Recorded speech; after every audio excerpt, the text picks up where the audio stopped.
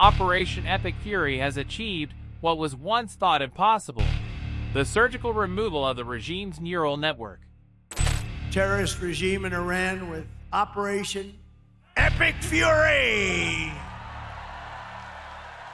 Precision strikes have obliterated a high-security mobile command complex, neutralizing Ali Larijani, the chief strategist of the Supreme National Security Council, alongside Gholamreza Soleimani, the commander of the Basij forces.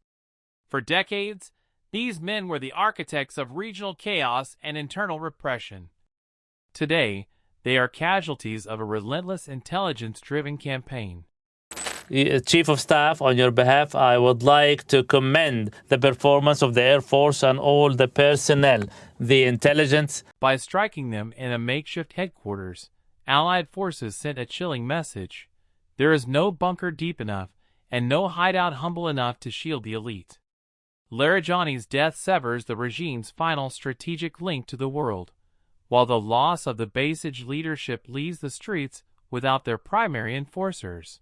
The silence from the leadership towers is the clearest signal yet that the ruling apparatus is being physically liquidated.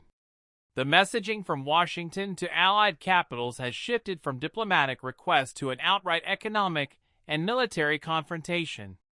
President Trump has characterized the lack of significant support, despite the ongoing crisis in the Strait of Hormuz, as a historical failure of the alliance. Addressing nations whose energy security is tethered to this volatile region, Trump declared that the era of free protection is over.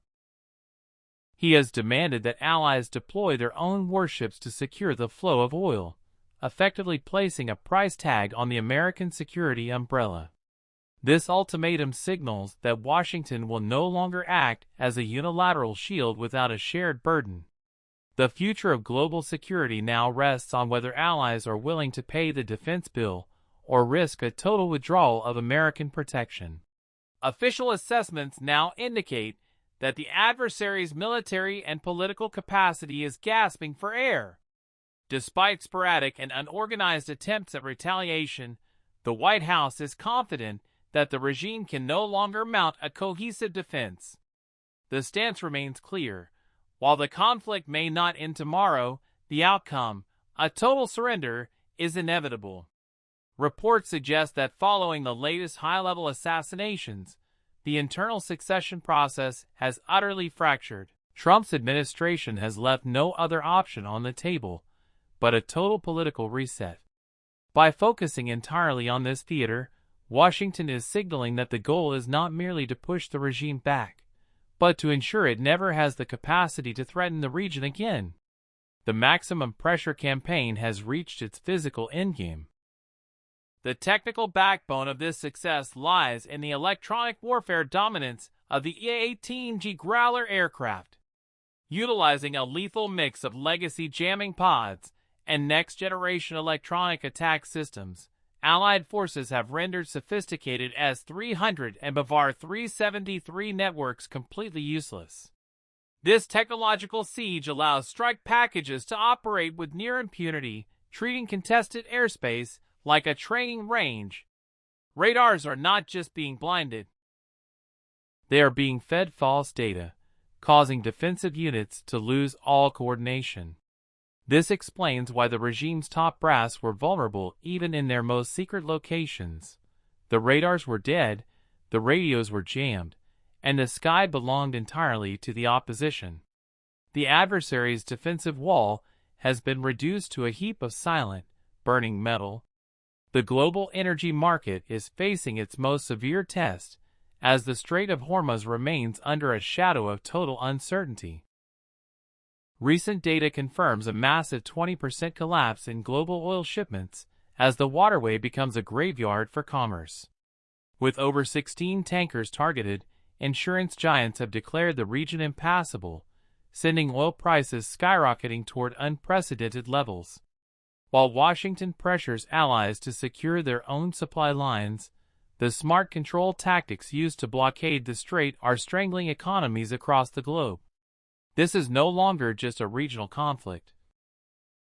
It is a knot around the neck of the world economy that tightens with every passing hour.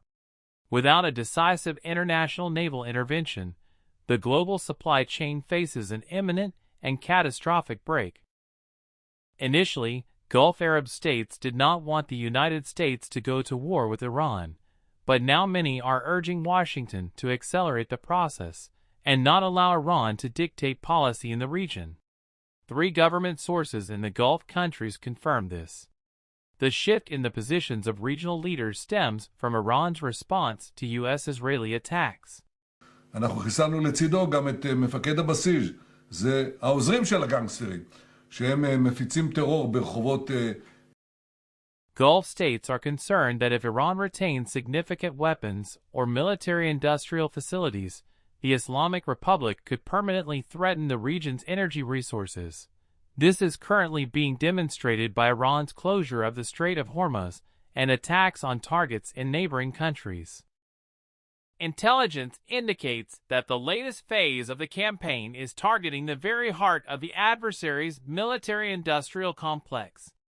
From drone production hubs to missile assembly lines, the infrastructure required to sustain a long-term war is being systematically erased.